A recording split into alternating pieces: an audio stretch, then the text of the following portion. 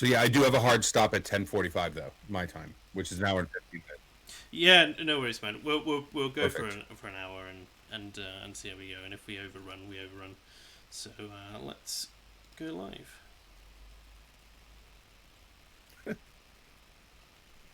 Your chat's funny. Oh, Late, late, what are they late. saying? Alarm clocks. Yeah, I know. Like half an hour. Good afternoon, everybody. It's 2:30 in the UK. What It time is is it in the US at 9:30, the moment, 9:28. man? Nice early start for you. Are you doing this full time now, or is it just that the regular work is not like Well, I don't you have just do a that part regular time? job. I haven't had a regular job in, gosh, 20 years. So I work for myself. So I work at my own leisure. Like there are times where I go to my office, because I work for clients. I keep an office at one of my clients. But I don't Mm. have like a set time, and I've been devoting a lot more time to streaming. So it's fun. Yeah, I've noticed that you've got several Yeah. projects on the go at the I've moment, been haven't I've you? been really enjoying being a Yeah. guest lately. Like normally I do my own streams and I just do a lot of them. But I've been invited like today I'm going on Turd Flinging Monkey show at 11, and last night I was on a couple shows before I did my own, and then I go on Luke Ford constantly. So it's a lot of fun. Yeah, good. The I mean, have you been observing what's been going on in the UK right now I with cannot regards to the news? understand the UK. Like I don't want to insult people from the UK because I have like you and Sargon and all, like you're all friends. But man, you got some problems. I mean, everyone knows Jada Franson is like one of my best friends. So I'm not allowed in the Yeah, yeah. UK. I'm officially banned. I'm not even allowed to step foot in the country. I have Have you been Lauren Southerned? Is that what happened? What any particular reason? Did you get a association letter? with known felons because of my associations with Jada. Oh, Yep. because of the Jada Franson. Interesting. So not even allowed to like Oh, visit on holiday or I was gonna anything fly like in. that. Do you remember they had that rally for Count Dankula a few months ago that Sargon was running? I don't know about the one that Saga was running. So, I know I so ran at it, the but time, I was gonna fly yeah. in, and I just out of nowhere it occurred to me that maybe I'd have a problem because so many people I knew had a problem. So I asked my lawyer to get in touch and like find out if it would be okay. And he called me back and he's like, "Oh, absolutely not. Like you're on every do not enter list there is." And I was like, "Oh, okay. Well, how long can it be before I can fly there?" He's like, "There's no end on this." He's like, "A lot of people it'll say like it's a 5-year ban or a 10-year ban or whatever it is, but yours is just open ended." I was like, "Oh, Hmm. great." So no more Britain for me.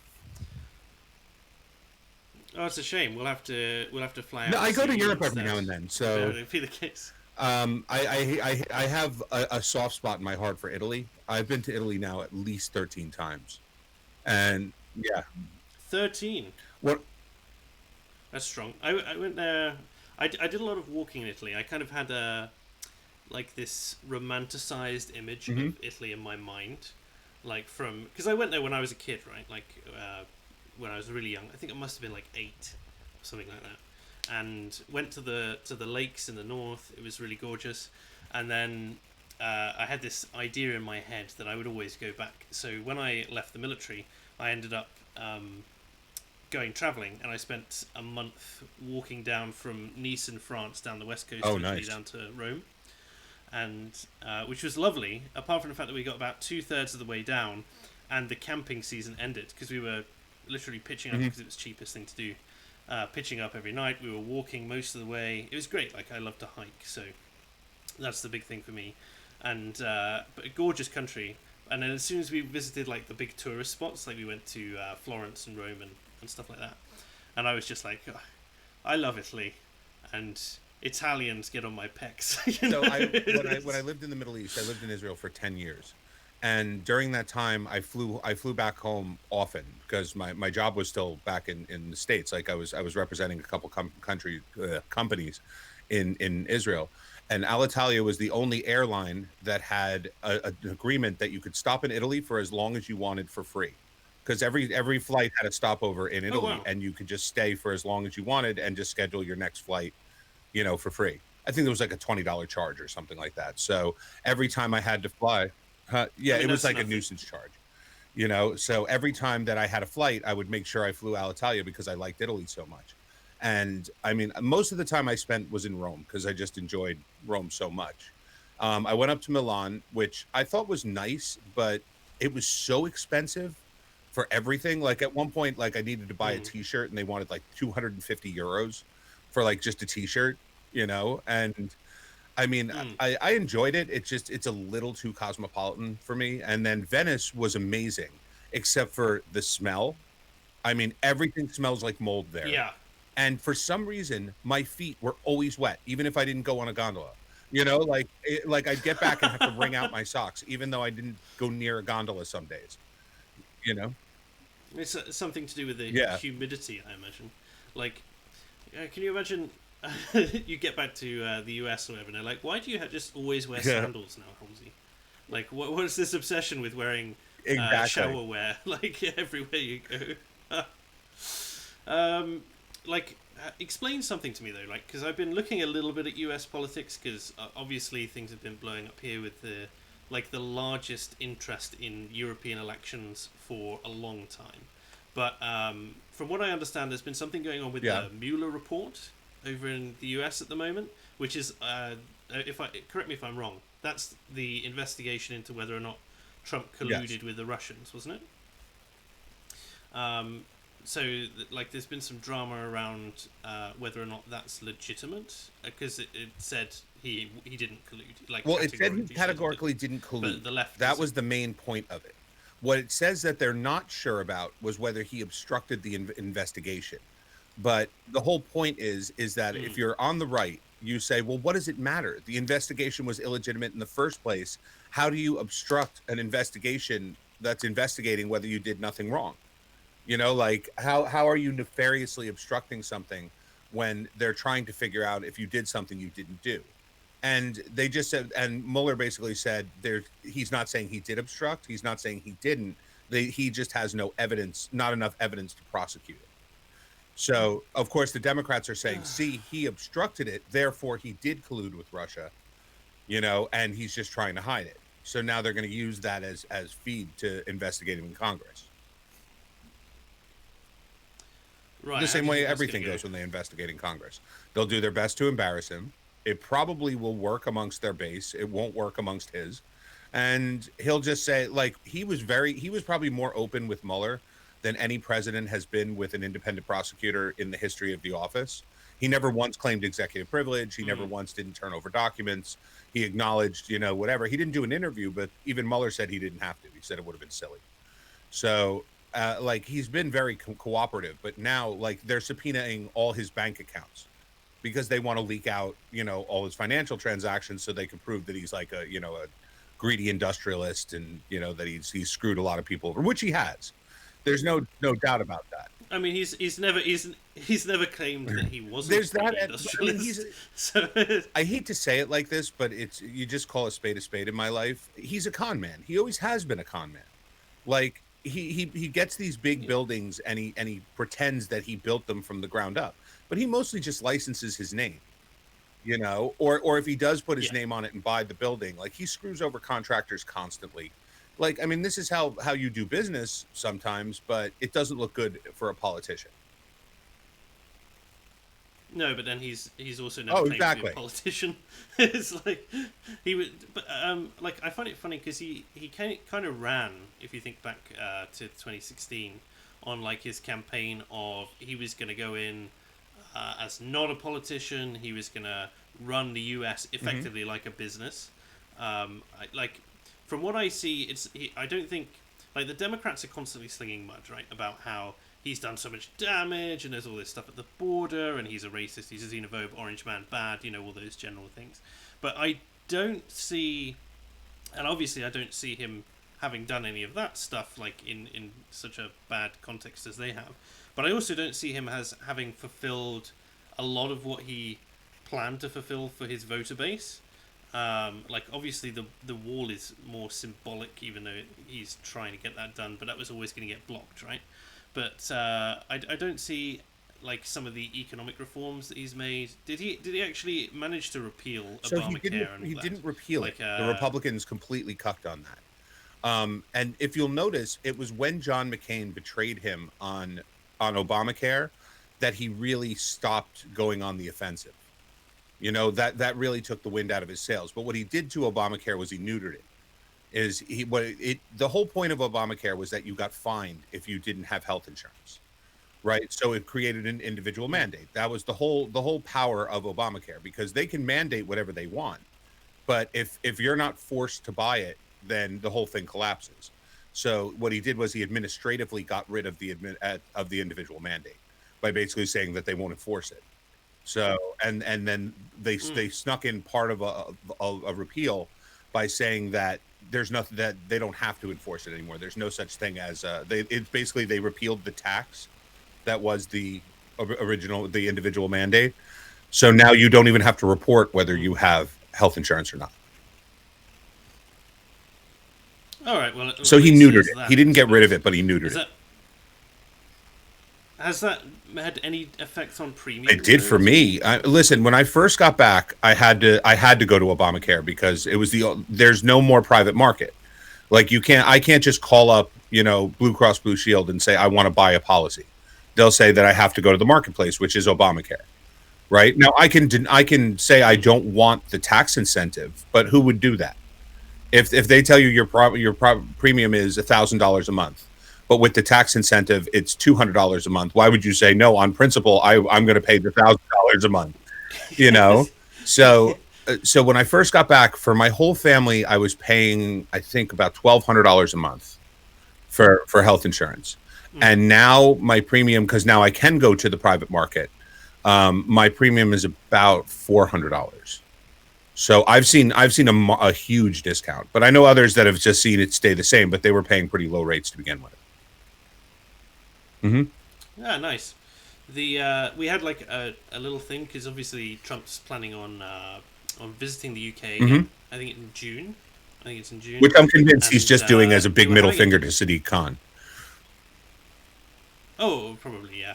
But he did this like they did this debate on Question Time, I think, about whether or not he should be allowed another visit. And I can't believe that like they just keep doing this. It's like he hasn't murdered anyone. We like regularly entertain the Saudis. We regularly entertain people from nations. Like even if he was a bit of a despot, he's got a significant amount of power. He's the ruler of the largest Hmm. hegemonic power on earth. We regularly entertain conversations with people we don't like. See it as kind of an extension of the deplatforming rhetoric making its way into politics. It's like, oh, this person we don't find him to be particularly morally virtuous, so we just shouldn't talk to them. It's like, well, if you're going by that standard, we can't talk to any politician anywhere worldwide. It's like, can you imagine the UK becomes not only the police state that it is already, but it basically ends up shutting itself off. Perhaps we should build a wall. We could just have that. We have the channel already. We could build like a massive wall to protect ourselves from from nasty politicians abroad. We just shut the borders entirely. So it's like this kind of conflict between people wanting to shut the borders for one group and not another in terms of like the way they think. But the only people they kind of want to shut the borders for is people in current power. But when it comes to like opening the borders to everyone else, so it's just like, as long as you don't hold any public office and you're not successful in business and your GDP like per year is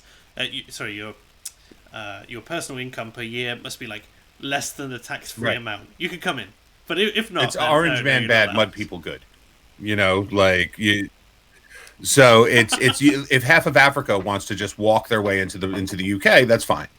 Because after all, like, we have to have a heart. But the leader of the largest ally that Britain has in the world right now wants to visit, and it's, shut it down. We can't allow him to speak. But I'm actually writing a book about this. That it's not about speech. We love to say it's about speech because it sounds good, okay, and it makes for a great soundbite on our part. What the left has done, and what their policy has been for quite a while now, is pushing the goalposts on what defines violence. And don't worry, I'm not going to say anything that's going to get your Yeah. channel in trouble. I have a tendency to do that sometimes, but this isn't going to be one of them.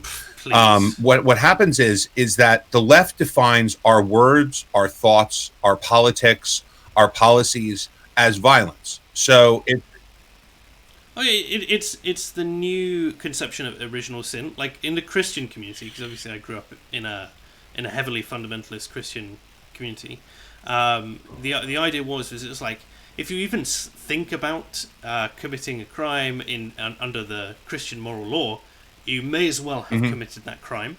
So like obviously they had this thing of like you then continually asking for forgiveness through the religious channels, but it was just like oh, you see like a hot girl or something, and you have a dream about them, then I'm sorry, you may as well have slept with them out of marriage. You know, like it's as bad as that. If you thought about it even once, then you've sinned, and it's exactly the same for them. Like they're terrified that people will become Nazis because I think they have this inherent view that people are weak in a way that they, of course, are not. They are the strong moral arbiters of society.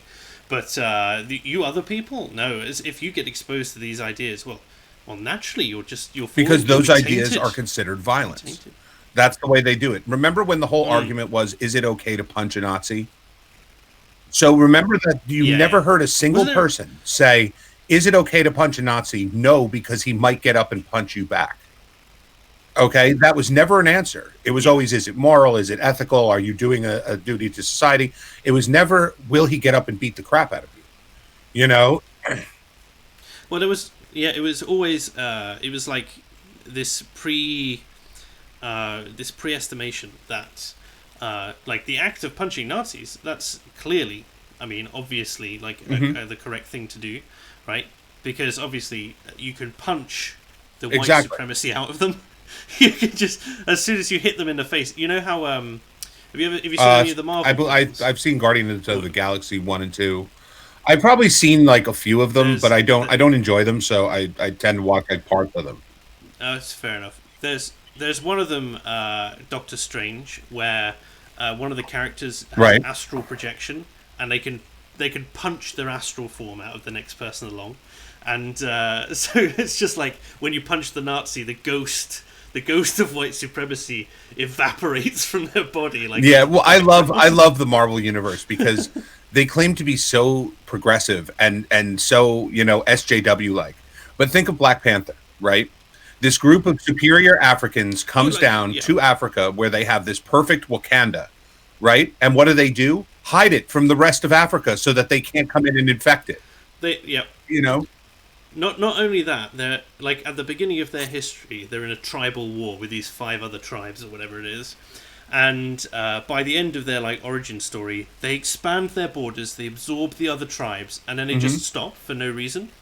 And it's just like, do you know nothing about like imperialism, like the way it works? Like the people who go out and conquer, why would they stop? They have like this. Like a mandate, effectively, from what you might consider to be God, like especially in a highly religious society, as what typically they have. I mean, they've got like their panther gods or whatever, and they commune with them. Right. So why wouldn't they? And then they've got like this material which allows them to like literally decimate anyone else in all of their society. It's like, we wouldn't be calling it Africa. We'd be calling it the United States. Exactly. Of Wakanda, But they're celebrating it. They're like, oh look, this is finally a movie, that's pro-black. And it's like, well, no, not really. I mean, you're basically saying that the Wakandans have this perfect society in the middle of Africa, and they have to hide it from the rest of Africa so that the rest of Africa can't share in their prosperity. But it was also deeply monarchist. So it was like most of the country was still like subsistence farming from like all the sweeping shots, and there's just like this one technocrat city in the middle, which is filled with cultural elites who rule everything. And it's just like, so you've got an ethno-state with what is in effect an oppressive monarchy that rules over it with an iron fist, who are chosen by trial by combat. This is clearly representative of everything that we need. Wakanda forever, But back to what I was originally saying, the left is doing this for a very specific reason. By defining our words and things like that as violence, it allows them to deflect from the actual violence that they're committing. They're murdering babies in the birth canal now. Like it's in America, they've approved in certain states like abortion up until and including birth. Like, wasn't that like New York a big thing in New York? Passed the law. I don't know how far it went from there. So, and you think about it, they're castrating children on this whole, LGBT thing. Like the things that they're doing can be considered actual violence. But meanwhile, if we say, okay, abortion is Yes. wrong, no, that's violence. Just us saying it is violence against women. Just us saying that a 5-year-old shouldn't be able to determine his gender and start taking castrating puberty blockers, that's violence against trans people. So they're defining our words It as violence also as like opposed to the actual violence which they're doing. they also they have a tendency, particularly with the trans debate, because I've been watching this because there's a channel on YouTube and I can't remember. No, it's the Right. Heritage Foundation, and they've just released like a ton of videos from this big conference that they've done on Mm-hmm. like the trans issue, and it's basically a mixture of actors from ex-trans people who had transitioned and transitioned back, like the radical turfs types who obviously are in there, but other general scientists who've just been investigating this, and they're just going like everything that they're doing flies in the face of existing research, everything at all. It's like when it comes to the age of consent, shall we say, for like trans, where they want to lower it to like Mm-hmm. 5 years old. The like all the research says is like over 85% or so. I think it's 88% of like kids who are identified to have anywhere between mild and severe dysphoria, Yeah. like grow out of it, right? They grow out of it, and then like the remaining 12%, like over half of them turn out to be gay, and then like this tiny little minority end up being like what they might describe as having severe transphobia, severe dysphoria, Right. like later in their life, who may need a medical intervention or whatever, and like even the science on that's still out because they ascribe that it's stigmatic, right? Like so the rates of suicide not decreasing Right. post transition is due to the stigma that trans people currently have in society. So their idea is if we eradicate that, then we should see the Mm-hmm. the suicide rate go down. But their argument is that the only way we can measure whether or not society stigmatizes trans people is by this suicide rate. So they get this thing where like what their actions do not lower the suicide rate. Therefore, they take more actions in an attempt to lower the suicide rate, which are damaging people. And which Well, because they love to take away horrendous. what that little Um, weird thing called common sense, right? Like mutilating yourself and calling yourself something that you're not is not going to lead to good mental health. Okay. well, it's like so I've got a Mm-hmm. friend who is trans, and they maintain it's the Mm-hmm. best thing that they ever did, and they had really severe gender dysphoria, and they are like her and like other people in her community are so like abrasive to what they Yeah. call trans trenders, like people who do it. They really hate the ideology. They don't think it should be encouraged. Like they went through so much pain and trouble with it. Like it was a horrendous, life altering thing. They're like overall, like we needed to have it happen because like for us it was that or death. But for the majority of the people that are there, it's like a fad, right? It's like a fashion choice. It's like being goth. There's one university, I think it is, or maybe it's a secondary school in near Brighton, I think, in this country, and it has like 12% of the student body identify as either like genderqueer or trans, and you just go like it's 0.3% Right. nationwide. It's 0.3%. Like, how is that happening? Like, if because people think it's fashionable, they're like, oh, I'm struggling because I'm socially awkward or whatever. Or perhaps I'm trans because, like, clearly I'm not fitting into the traditional categories that we have here. Well, it's What also would you that they expect? they can show their progressive, credibility. Is they can say, "Oh, look, my kid is trans," so Yeah, the we parents are have a we have huge a case issue. going on here out of Dallas. It's if you go to savejames.com, you can donate. I've donated substantially to it, and I encourage others to do as well. This woman decided Mm. she had twins, and she decided at 2 that one of the boys was trans. He was 2 years old. Now, Yeah. the only way you get this like even considered is by appealing to people who don't have kids, because at 2 years old, children are still in diapers, meaning they can't be convinced to use the toilet, but they can be convinced that they're actually a girl. You know, So, Of course they can, and not to mention they're at that formative stage where like their full social kind of like the expectations of society around like the mhm, gender roles, etc., have not been like fully in there. Like there's obviously the biological stuff, like they're going to lean to, like all the literature says they're going to lean towards these certain interests, but like the visual stuff about the way you dress and that sort of thing haven't been instantiated yet. And of course they're like that, but especially if they have like because it's more common in mhm, single parent households, and it's like there's no male role model, so your only role model is your mother. And what are you going to do? Like, instead of dressing up as dad, you're going to try dressing up as mum, aren't you? Like, if you're like a 2 or 3 year old just starting to piece together the world, you're not really interacting with anyone. You haven't even gone to school yet. Maybe you're right, not even preschool yet. You know, especially if you live in like a heavily like in an area where there's not much provision for um, mhm, like kid groups, like where you can meet up with other parents and discuss things. Like they have nothing else to go off, so why wouldn't they? And then you get like Twitter screenshots of conversations which come out where it says things like, "Oh, like we've tried to raise our child as neutral as possible, and it's such a shame. Like he's gravitated towards right. trucks or whatever to play with." And you're just like, "Well, you're not being neutral, are you?" It's like you should be accepting of the fact that oh, my son does fall into a traditional category. You That's would think. fine. Like because again, it's this tiny minority of people, and it's completely virtue signaling for the flipping parents because they're like, oh, I'm so it's the same thing with like the homosexuality movement in the 90s and to a degree the 80s as well, where they were just going, oh, we need to like, oh, I'm so accepting of my Right, gay son, exactly. And as a society, we've been now forced. Now, during the gay marriage debate, right? I'm very libertarian on things. I may be completely against gay marriage, but I'm completely against straight marriage as well.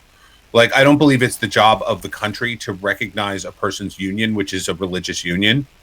Okay, I'm perfectly fine Yeah. with them. They should define survivor benefits. They should define health insurance. Like that's fine, but that has nothing to do with marriage. That has to do with partnership. And that's something the Hmm. government has an interest in. But recognizing a marriage is recognizing a religious union because two men who just want to bang each other for the rest of their lives, there's no religious justification for that under any religion. There's only a feeling that can be justified. They say, I want to marry this person because I love them. Right. So it's not, the government should not be Yeah, yeah. in the business of recognizing feelings, you know? Yeah, yeah. Like I'm, the state should be 100% out of marriage. I don't think you should go to like we had this thing in Britain where you Hmm. had We common have law them here too. marriages, and that was just the standard pretty much. And then you've got the registrar's office. There you go. But it's you never used to like there used to be far more common law marriages than there used to be like state, and now it's like there's so many weird benefits and like incentives attached to marriage in a Hmm. legal sense that they've had to mess things around. And it's like I'm not even opposed to like I just think people should have the same rights They under the should. law, right? So in my mind, it's like here you have people who are cohabiting. Here you have people who are married. Here you have like gays in a civil partnership. In whatever describe. In fact, I would be happy if like they just if they wanted to keep like the idea of like a tax break for long term couples, then you can have you've registered your civil partnership after you've been living together 3 years or whatever. Mhm. That's as far as it goes. Like there's no ceremony. There's no need for any of that other stuff. Whereas like religious marriage in and of itself, confine it to the religions it's in, man. Like why would you Right. why mess with it? And it's because in this country in particular, and I'm sure in America as well, um, we've always been a heavily Christian country until I don't know, like the last century or so for us. And you obviously still have a strong Bible belt and other stuff, but so it was instantiated because that was the only the only relationship that happened. We were there, and then well, the Yep. '60s happened, didn't they? The evolution of the birth control pill and the dissolution and destruction of Exactly. traditional Well, that's the family. whole point, Anyway, though, is that if you recognize marriage as a right, okay, now you can persecute the churches that say no. If a church says, I'm not going to, it's against my faith to recognize and perform this wedding ceremony, then now they're discriminatory and they could lose their nonprofit status. They can lose any benefit they get from the government because they're discriminating, even though it's against their central tenet that it should be against the law. So it's a way to bring the hammer down on religion, as opposed to actually wanting to recognize non-traditional marriages.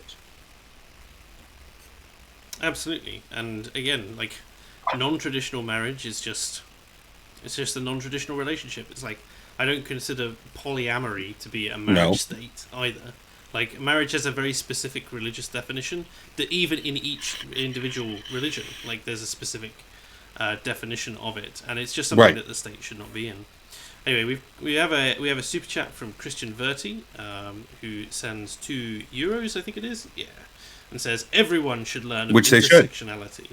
I mean, everyone should learn about how pernicious and well, how else could you learn about it unless you learn about it? So everyone should learn about how evil it is to actually define people by their victimhood.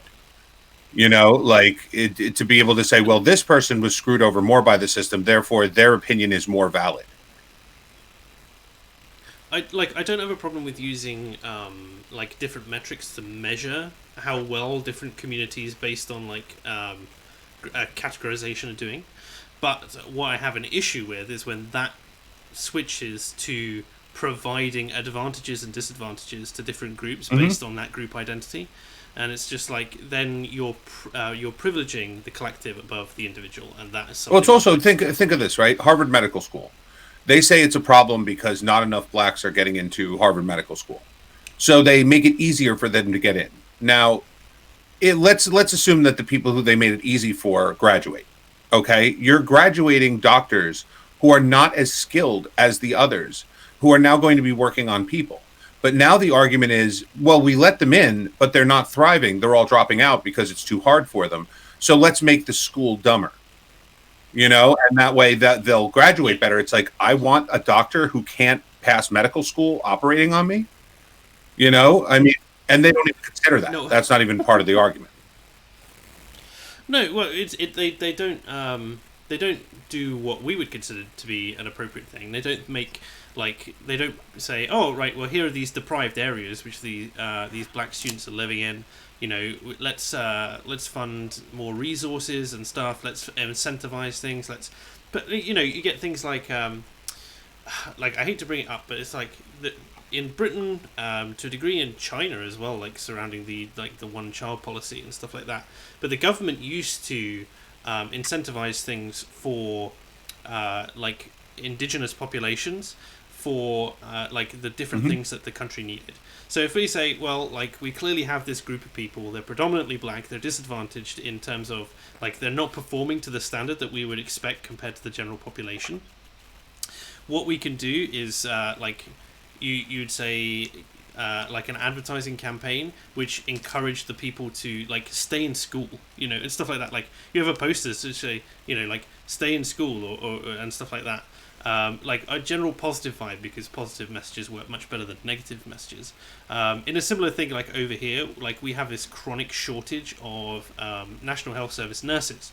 Now, regardless of what you think about National Health Service, it's kind of like this catch-22 where most of the leftists go like, oh, we should just import more nurses, right? Like, let's this is a huge reason why we should not restrict immigration, because we rely on like immigrant nurses for our National Health Service. And you just go, why on earth are you not like massively pushing our, like, how can we incentivize this to like the indigenous population? It's like we have youth unemployment is like 28% or something like that. And so you just go like, well, we need to incentivize this stuff. Well, what happens? Like, we all drop out because the pay is awful and the hours are awful. And it's like, yeah, so what you need to do is you need to bump up the pay, because we are not competing with like every other first world nation when it comes to our nurses' salary, which is why all of our nurses, like, unless they have a really strong connection to like family or something at home, like immediately going to just chase the dollars, right? They're going to chase the pounds abroad, especially in the like private sector if they can get away with it. And then you've got, so you got that, and then you've got like the general conditions where basically all of our public services suffer from this predominant issue, which affects. I'm well aware of it from the military perspective. So there's a bloating at the top where, because we haven't really had much reason to do stuff, like they've become very top heavy. The closest comparison is the entirety of the British Armed Forces is in comparative size to the US Marine Corps. And the US Marine Corps thinks that it has too many higher end, like 1-star and above officers. And it thinks it's got too many. We have 6 times as many. Now, if you just think about that in terms of like tax money that's going into that, like to pay, like, because the average, the basic salary for a 1-star and above officer is like £170,000, like $220,000. So you're going, right, we've got 6 times too many there, and it's exactly the same issue with doctors and nurses for niche things in the NHS, and you just go, look, where is our priority of care? Like, it is like we would love to be able to do everything, but what we need right now is like GP support, and we need NHS care, like for our aging population, which is requiring more and more nursing staff. And so what you do is you're going to have to sack like half your senior staff, especially as there is a lot of stuff which goes on where people are quite friendly. It's all a social game at the top, because it's like we've got the Ministry of Defence, you've got the DoD, I think, over in your side. And what happens is that the people who ascend the upper echelons, it all becomes a social game. It's not really a competence game anymore. It's all who can negotiate the best budget for their area, but also then it's social manoeuvring to keep your job, and in doing so you help friends of yours to keep their jobs. And so you end up with things like in the Air Force over here, you end up with group captains, which is a relatively high position, who are sitting on desk duty. Like, a group captain is supposed to run an Air Force base. They're not supposed to be stuck in an admin position, like overseeing like one committee. Like, that's not tenable. That's a job for squadron leader or below. So the idea is that like so much of this money gets locked at the top, and then they go, oh, we've got queues out the back, we can't do anything of this. It's just like, you need to cut some of your senior doctors who are not doing anything. But it will take a common sense person and not a politician. Well, we have that here. We have that here with, again, with the trans thing. Is that everybody's fighting for trans people to serve, right? That they say it's discriminatory for them not to serve. Oh, yeah. When I was 18, I enlisted, right? And I got denied. And the reason being is I was diagnosed with asthma after I was 12. Now, my medical records say I didn't have asthma. I have an allergy to cats, and I grew up with a cat in my house, so they always thought that I had asthma, but they figured out that I was allergic to cats and I don't have asthma. Even still, because of the diagnosis after 12, I was disqualified from serving. But yet, people that need transition therapy, which costs hundreds of thousands of dollars, and if they don't transition, they have to take hormones on a daily basis, are being encouraged to serve at this point. It's like, okay, well, what happens if you put them behind enemy lines and you can't airdrop them their hormones? Like, they're going to start detransitioning. It's not going to be pretty for them. It's not like they're just going to not notice that they're, detransitioning in the military. So you're effectively saying that for a social justice reason, we should push them into the military, but they're not going to be capable of fighting in a war. It's just to make people feel good.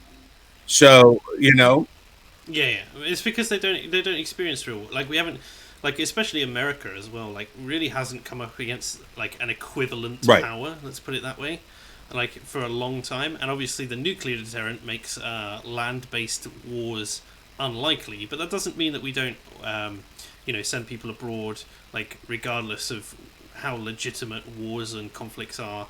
Like, you're putting someone in the middle of the desert where they're going to get shot at, and you cannot guarantee these things. It's like, especially and it means that they will be excluded from certain types of things. Like, I have some friends who do recon missions out in Afghan, and it was like, so we go out for 3 weeks.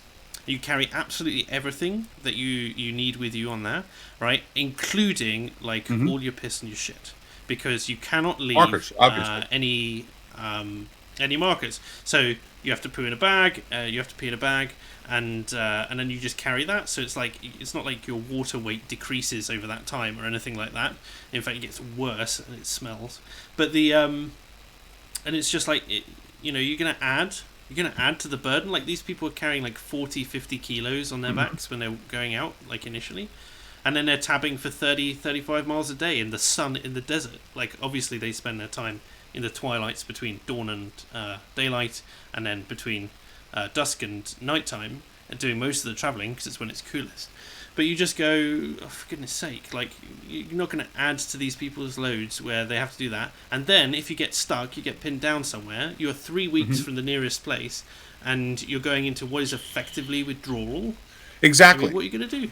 Because that's what you want to worry about is a person detransitioning at that point to the point where they might even become ineffective, and you have to carry them now.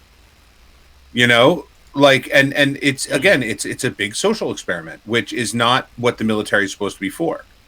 Now you're right. The military has more leeway right now because wars are fought majoritively from the air.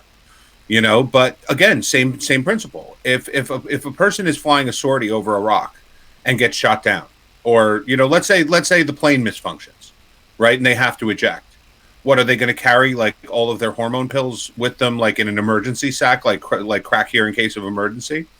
I mean, that person is going to be inherently at a weakness especially if they're captured. Like if someone's captured regularly, they're going to be tortured. They're going to be, interrogated. But a person who's already at a physical weakness because of withdrawal symptoms, I mean, and I don't care. I'm one of those people that if you want to cut your penis off, you want to call yourself Maybelline, I don't care about any of that stuff. It doesn't matter to me in the slightest. It's not for me. I think it's kind of gross, but I don't care. Right? All I want is you to stop weaponizing this against my children. That's all I want. Is that I don't have people say, how in Russia did they not rise up when they realized they were shipping people to the gulags? Right? Because it doesn't start that way. They don't just round everybody up and say, oh, by the way, you're going to the gulags. Everybody get on. No, they come to your house and they say, your political views are problematic. Why are they problematic? Because you have a podcast where you say that you're against transition. Okay, so what's your problem? Well, what if your son decides? I have a 5-year-old son. What if your 5-year-old son decides that he's really a girl? Well, he didn't decide that, so why are we dealing in theoreticals? Well, if he did, wouldn't it bother you if we have to show up and place him with a family that's more understanding of his needs? So basically, the threat is there. Either watch what you say, or we're going to place him in a family that's going to encourage him to transition, and your son will be castrated. I mean, we've already seen something to this effect. I don't know which country it was in. It might have been over here. I think maybe in Scotland, but don't quote me on that. It might be wrong. But with this case of like parents being told your daughter is going on testosterone and there's absolutely nothing you can do about it because it's their decision. And you're like, it's a 5-year-old child. It's like, and it's not testosterone, sorry. It's right. Like puberty blockers. And it's like, oh, this gives them more time. It's like, no, it doesn't. Like, it blocks puberty. It causes huge issues later on. Like, if they decide, oh, no, it's not like they go through normal puberty, right? If you're a man and you go through it, like, you're already at a massive disadvantage because you don't get that, like, initial rush. All your cells. It's like in the same way, like, everything's right. use it or lose it. So if the production cells, your thyroid gland is not using it, you're not using it for its intended purpose. It like effectively forgets how to make it efficiently. And look at what happened to Jazz really Jennings, the little girl that has that show where like she was on the puberty blockers, and then when she went to do the full transition, there wasn't enough tissue down there to do it, and I think she had to go to the emergency room because her when they remade her thing, it burst or something like that because there just wasn't enough tissue, and she almost died. Ooh. Yeah, that's horrendous. Oh, but it's one of those things. It's just, and that's where I have the problem with it. Because as an individualist, I want people to be able to live to whatever makes them happy. Any adult should be allowed to if you want to be a heroin addict, I don't care. I really don't. Like, you know what I'm saying? It's if it's on you, it's on you. The right of my fist stops at your face. But when Absolutely. You weaponize it against children, now I have a problem with it. Yeah, absolutely. When you're taking people who are, they're vulnerable. They're people who are considered to not be able to understand things well enough to consent. It's like you're telling me like they're not allowed. They don't understand sex and how it works, etc. until 16, 18, like to be able to do it like in a responsible manner. And now you're telling them that they understand like biology and complex biology at that, like all the chemicals and stuff, like stuff that a lot of adults don't understand, right? And you're telling me that they do that, they know that. It's like there's no set definition for gender identity at the moment. It's like the definition of gender identity is the gender you identify with. Like, how circular logic is that? It defines itself by what it is, and it's just. I mean, my son is 5, right? Yeah. All of my kids are pretty gifted. My son's already skipped a grade. My other kids, two of my other kids have already skipped 2 grades. I mean, they're gifted kids, and my 5-year-old has to be convinced to wipe his own ass. Like, he doesn't see the value in using toilet paper, and like we have to convince him to do it, Well, you should be more. He clearly knows his own body exactly. better than you do. But we have to convince him to wipe his own ass. But he's that competent mentally that he can decide that the genitals he were born with weren't really proper, and that he should be transitioning to be a girl when he hasn't even like puberty is a 7-year off, process. So he knows nothing about it, but he's capable of legally knowing that he's really a girl, and I'm legally responsible for ensuring that he gets what he wants. I mean, this is how the gulags start. This is how they start, neutering the people that are willing to fight. Well, it's like we were already seeing this with the Twitterati.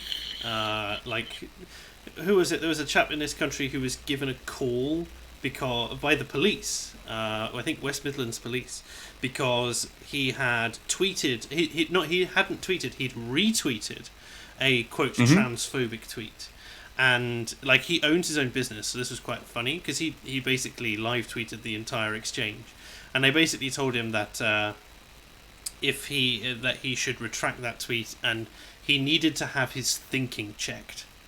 And that if he and he was like, I don't agree with a lot of the stuff around transphobia, for goodness sake, like transgenderism, and like all the rhetoric around it. I think it's like a cultural debate, etc. And they were like, well, why would you stand in the way of someone's right to choose their own identity? And he's just like, that's not even what I'm saying, right? It's not what the issue is. And the guy was like, well, if you continue along in this manner, we may have to contact your place of work to let them know that you are not contributing to a safe environment for trans people, and that it's a harmful environment. Again, like we were talking about earlier with the violence conflation. And it's just like, oh, for goodness sake. Like, have you heard about the difference between public and private faces as well? Like, there's a difference between professionalism as well. But that was completely thrown out the window because in their mind there is no different. You do not have a private self. You are. Well, look at Jada. Look at Jada. I mean, regardless of whether you agree with her politics or not, right? She's a legit politician, and she just served 9 months in prison for hate speech, for calling a Muslim rape gang after they were convicted of being a Muslim rape gang. Okay, so she did 9 months in prison. Now she's on supervised release for a year. Her house, in which she has a mortgage on, is in Northern Ireland. They won't allow her to stay in her house in Northern Ireland. She has to stay in Britain, but she has to pay for a hotel that she doesn't have the money for. And when she told them that if she stays in Britain proper, she'll be homeless, they said, oh, that's fine. They said, that's okay. They're okay with her being home.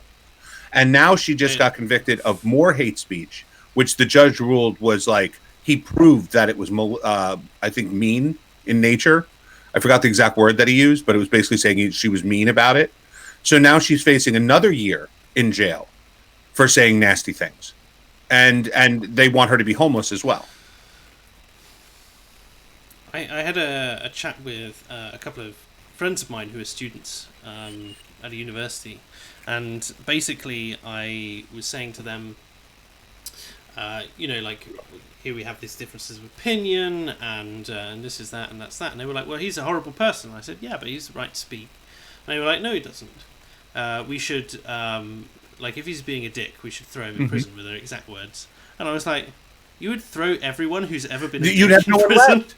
You know? Like you do know, they have like yeah, exactly. But they also have like when you start being so morally prescriptive. First of all, it's a ramp, right? Like it goes up and up, like because it's an ever expanding dictionary set of different definitions about like what's offensive and what's not. And secondly of all, you have absolutely no concept of like both the machinations of government, but also the cost of national spending. Whereas like it costs £32,000 a year to house one inmate, and that's why we have things like fines. It's why we have things like community service, because it's less of a burden on the tax system. And it's just like, and you want to incarcerate everyone who said a mean word to someone else on Twitter, like regardless of whether or not it was justified or not. Like that's horrendous. Like what? How can you justify that for yourself? It's like, I find that so offensive, I might send you to prison because I find you're being a dick, like under that own terms. If it's completely on the victim's prescription as well, like it's not provable. Dude, a couple years ago, Donald Trump retweeted 2 of Jada's tweets, right? Now, Jada offered no commentary in these tweets. They were just 2 videos. One was of a Muslim smashing a statue of the Virgin Mary, and the other was some Muslims throwing gay people off of a building. These were both filmed by Muslims. They were both, cheered by Muslims. Like, this was not her, and she made no comment in her tweets. And when he retweeted them, Theresa May herself went nuts on him, saying, "How are you retweeting a fascist?" And it's like, well, why don't you comment about the video? Like, it's not like she said these people now need to be slaughtered. Like, she didn't say anything. And I mean, Trump told her to mind her own business, but still, it's another example of hate facts, isn't it? Really, we get this idea that just reporting what's actually going on in the world is problematic. I hate that word so much. And obviously being someone who works in the humanities, it's like in the psychology, it's just like we run into that word all the time. Christian Werties sent us another €2. Says the private is political is a fascist concept. Yeah, absolutely. That's why I chose to say it, because they are being fascist. It's like it's like what we see that's going on in New Zealand right now, where it's like the response to a fascist attack is to become a totalitarian. Well, I mean, fascist that's state. a great example. Like, obviously, that day, that guy killed 57 Muslims and injured another 50 more. Right now, I don't encourage that. I don't think it was a good thing. Even if I wanted to see those people dead, I think it's a stupid thing to do because it brings the hammer down on anybody who might agree with any of you. That being said, I don't give a crap. It happened in New Zealand. Bad things happen throughout the world. I'm not going to sit here and lose sleep over what some idiot did in New Zealand. But the next day, 280 Christians were slaughtered in Nigeria. 80 of them burned alive in their church with women and children. It didn't even make the news. The only reason I know about it is because Fox News has an AP slider on the bottom where it like shows the headlines. And one of the AP headlines was that it happened. But no article, just, and I had big. Oh, no, nothing. Like, it is entirely, like, subjective. Like, the whole thing that they do, a very subjective focus. In a similar way that we get this flipping, like, the Sri Lanka murders, where it's like... Easter worshippers, worshippers. Easter worshippers. And it's like, this is a targeted attack on the basis of religion. On the basis of it, and you don't even have the common decency to say it. Anyway, I think we're coming to the end of our time, but like, if people want to follow what you're doing, what's the best way to get hold of you? Like, obviously, the best way to find me is on YouTube. My channel is Halsey News Network. If you want to find me on Twitter, my current account is Halsey Newscom, but I have to make a new one about every month because they chuck me off again. But the best way to follow me is on YouTube with Halsey News Network, or you can find me in Discord. I put my links in my Twitter profile, my Facebook profile. I put them on my YouTube channel. So if you join my Discord, you'll get some nice Nazi talk where you can come in, listen to everybody talk about murdering minorities. So, but... You promised you wouldn't say anything. I don't know. If anything, I hurt my channel. But no. My Discord's actually really great. There's some people in the chat I was just teasing that's why I said it, that are from my Discord. My Discord, listen, we have some colorful people. I literally have like Nazi fascists and communist trannies in my Discord. Like Yeah. it's a broad colorful scope group of of people, to people. say Yeah, the least. absolutely. And it is a 100% free speech zone. We don't in any way restrict the speech of anyone that says anything in my Discord. So And you marvelous. And you've got a website HalseyNews.com. as well, haven't you? Best news and commentary that you'll find out there. We're doing really well with it. You can also go, I know I don't want to talk about the full details, but you can go to deplorabletv.com. That's the streaming platform we're putting together. We thought it would be out in like a couple weeks, but it's going to be a few months. We have a lot more programming to do to make it really up to snuff. But it's already there. It's already mirroring all of our YouTube channels and things like that. You can go there to watch. If you don't want to log into YouTube or give your details to Google, you could just go there and watch. So Marvelous. Anyways, thanks for joining me. thank you Halsey. very much. Great to talk to Anytime, you man. again. Anytime. And no problem. And thank you everyone in chat for turning up. Thank you to Christian for donating as well. And we'll see you on the next one. Take care.